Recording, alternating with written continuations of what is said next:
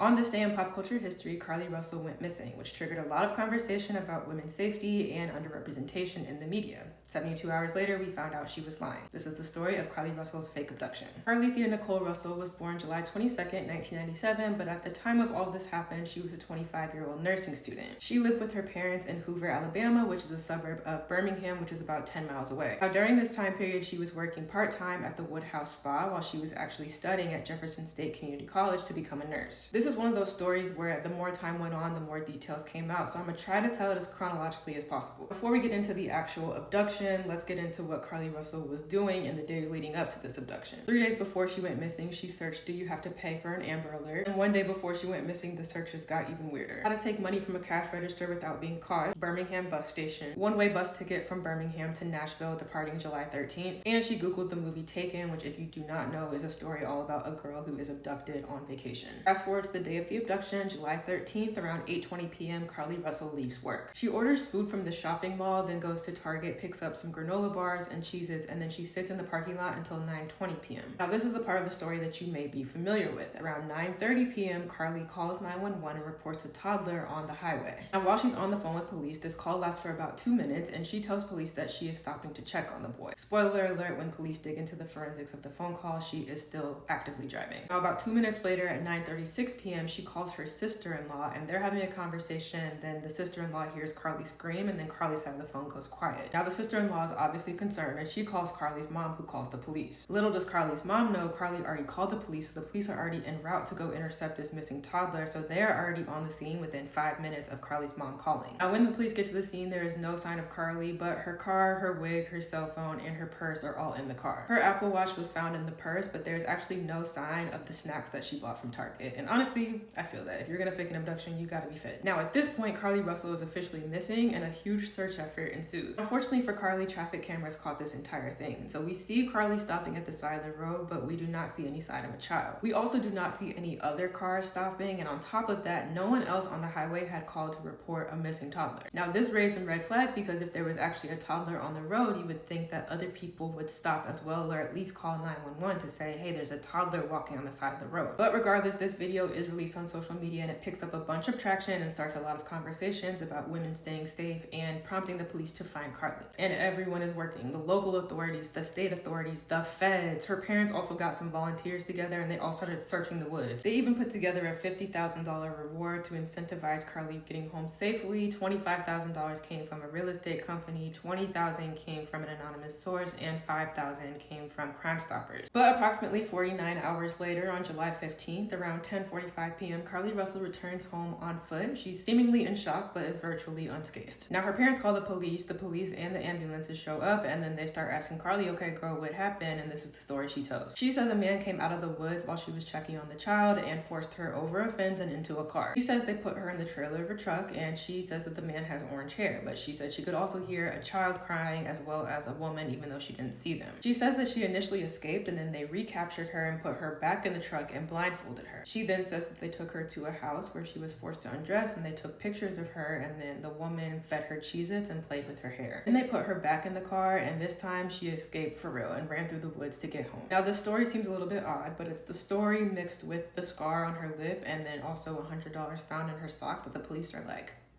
did this actually happen? At the time, they have questions, but they're like, it would look really insensitive if we were to grill this girl right now, so we're just gonna give her some time, and we're gonna keep pressing her a little bit later. In the days following Carlee's return, her parents go on national TV and do this interview and basically say that Carlee was abducted, like this is just really sad for their family, keep them in their prayers, XYZ. And then 9 days after Carlee Russell returns home, she admits that the entire thing was a lie. Her lawyer sent an email to the Hoover police and said that Carlee did not see a baby on the side of the road and asked that everyone just pray for Carlee as she works through the things that she is clearly working through. And about a month later, on July 28th, Carlee was charged with 2 misdemeanors, false reporting to law enforcement and falsely reporting an incident. Carlee did turn herself in and was released on a $1,000 bond. In October, she pled not guilty to the charges, but obviously a judge did find her guilty. Initially, the judge did recommend 1 year in jail, almost $18,000 in restitution, and 2 different $831 fines. Her lawyer did fight that and was like, okay, let's calm down. Jail time is a little bit excessive, and in March 2024, she pled guilty to both counts. She was sentenced sentenced to 1 year of probation, 100 hours of community service, and still the $18,000 fine. Now, I think the big question that everyone was kind of reeling over is, why would this girl do this? Honestly, we may never know, but her boyfriend did go on a podcast called The 205 Boys and shared his side of the story. He says that the two had a really small argument before this happened, but it was nothing serious enough to fake a kidnapping over, and he says that he was mad and very hurt when he found out she was lying. So where is Carlee Russell now? She is off the grid, staying out the way. Prime Video put out this movie called The Nurse That Saw the Baby on the Highway. It can be rented for $1.99 or you can purchase it for